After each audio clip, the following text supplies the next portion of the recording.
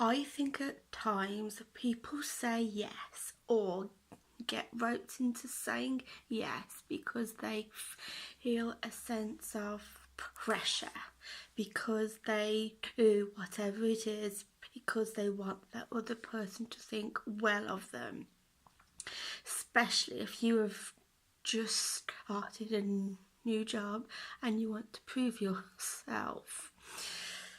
Imagine if you said no. A lot of people associate fear and uncertainty by saying no thank you or no I'm good.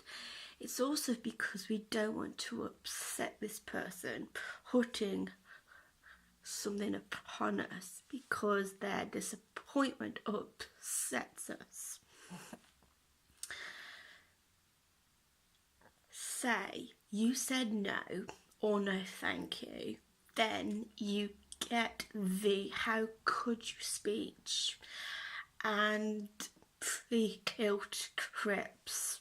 And even if you stick to your guns and don't do it, even if somewhere deep down in that other person they respect you for it, for the time being they are going to be an ass. Let's face it, not many people like getting a no answer, especially if they cannot seem to change your mind. So right now, allow this person to be an ass. Don't start thinking you have caused this behaviour in them and then quickly do out of fear what you were asked to do in the first place, because that isn't gonna generate good, healthy, positive feelings about yourself in the long term. Just think, take that emotional step back and go, he is an ass. He is choosing to behave this way, just like we have choices to act however we wish to. So you just talk to this person when they are calmer. Also, especially this might be difficult for you if this is your first time saying no. If people are used to you saying yes, they will push it a bit more, rather than someone who will say no and you know that they won't.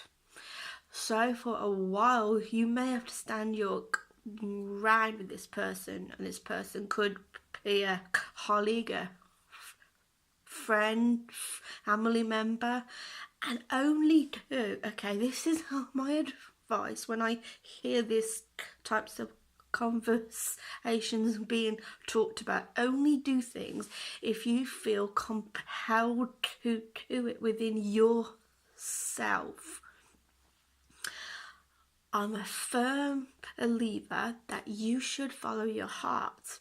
Corny, okay, I get that, but if it comes from that place for another person, then you can say you did it because you wanted to, or because it felt like the right thing to do, rather than you had to, or were made to, or you didn't do it because you were asked. You did it because you wanted to do this, because saying no or what you will do means that you are the boss of you. And if you are the boss of you, long term people respect that. saying yes to everything puts a huge amount of pressure on you, and you don't get a healthy mindset because you are thinking constantly about other people, and in the long run it leads to a burnout, because as much as you want to do everything, you can't do everything. A good way to show you are helping out, like at a party, is to tell people what you can do. Like, you can make the birthday cake, or you can do the decorations or something that people go, oh, that is a help, or thank you, because it relieves the burden off this other person's shoulders. So many people take on everything all at once, and I think the reason why they do that is because they tend to see themselves as the one who has to take care of everything, because they see themselves as really responsible, really hardworking and hard grafters. And I think it's also because they want to be in charge. Because some people will assume a leadership quality and take control over everything. While I do admire their take charge capabilities and the capabilities to get things done, it's even more important that they get a chance to relax, because they get snappy, irritable. They, does this sound like anybody you actually know? They have a face like a fourpence, and they are just, or they are so tense that they've got to do this, they've got to do that. It's a lot easier when you can say, well, I'll do that, because you want to, because you see how much pressure is on this person, so you want to do it. See, that's this is exactly what the whole point of what I'm talking about. I usually have debates. I'm sorry. Ow, it's my hand. It's really killing me. Hang on just a sec. It just hurts.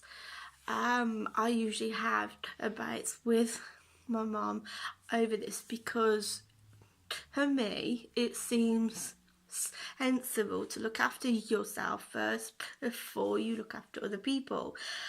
And I have been on YouTube ever since, and I have seen lots of people talking about this, of making time for you and making time for you without feeling guilty, or without thinking you are being selfish. Because at the end of the day, if you can't take care of yourself, you can't take care of another person. So say you have to get some sleep in. It's like taking care of a baby. When your husband comes home, you just want a nap, or you want to have a shower. So it's like, you've got to take care of yourself, because, and this is where delegating tasks comes in. And it's even more important to look after other people, because if you haven't gone to bed on time, or you've been up all the night and you haven't had nothing to eat, it is gonna lead to a bit of a burnout. So it is vital you take care of yourself before you put energy into taking care of another person.